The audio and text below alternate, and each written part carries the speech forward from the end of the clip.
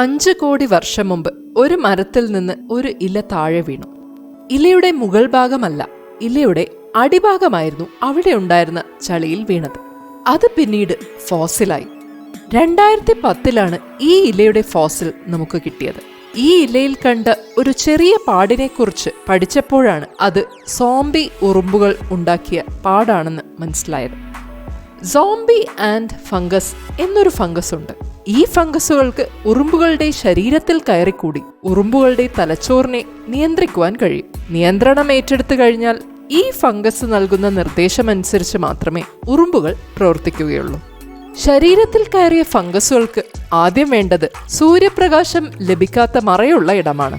അതിനുവേണ്ടി ഈ ഉറുമ്പുകളുടെ തലച്ചോർ നിയന്ത്രിച്ച് മരങ്ങളിലെ ഇലയുടെ അടിയിലേക്ക് നടത്തിക്കൊണ്ടുപോകും.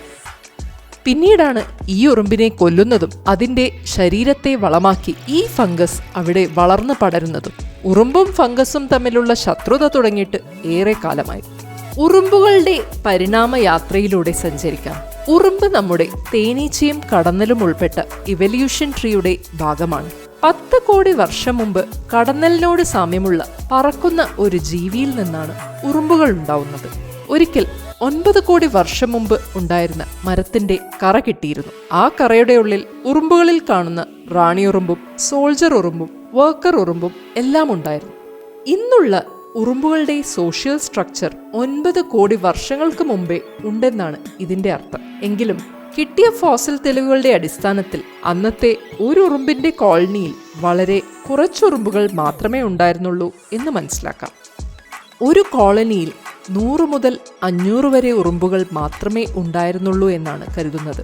ഈ അനുമാനത്തെ ശക്തപ്പെടുത്തുന്നതാണ് കൊമ്പുകളുള്ള ഹെൽ ആൻഡ് എന്നൊരു ഉറുമ്പിന്റെ ശരീരം. ഇന്നൊരു ഇരയെ വേട്ടയാടുമ്പോൾ ഉറുമ്പുകളുടെ ശക്തി എന്ന് പറയുന്നത് കൂട്ടം ചേർന്ന് ആക്രമിക്കുക എന്നതാണ്.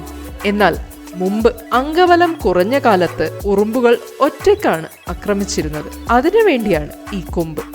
ഇരയെ പിടിച്ചെടുത്ത് ഈ കൊമ്പ് കൊണ്ട് ലോക്കാക്കിയ ശേഷമാണ് ഇരയെ കൊന്നു തിന്നുക. കൂടാതെ ഇവയുടെ വായ മുകളിലേക്കും താഴേക്കുമാണ് ചലിച്ചിരുന്നത്. ഇന്നത്തെ ഉറുമ്പുകളുടെ വായ സൈഡിലേക്കാണ് ചലിക്കുക.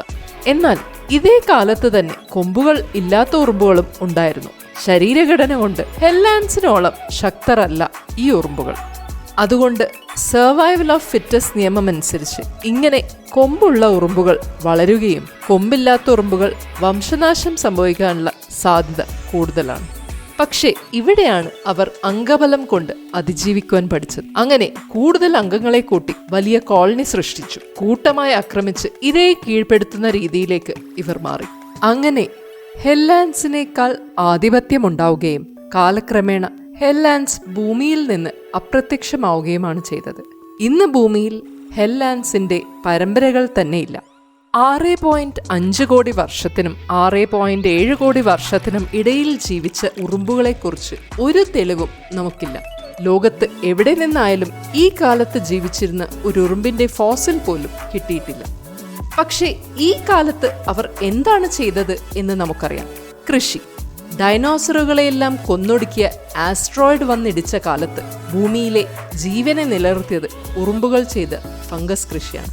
അതിനെക്കുറിച്ചാണ് അടുത്ത വീഡിയോ.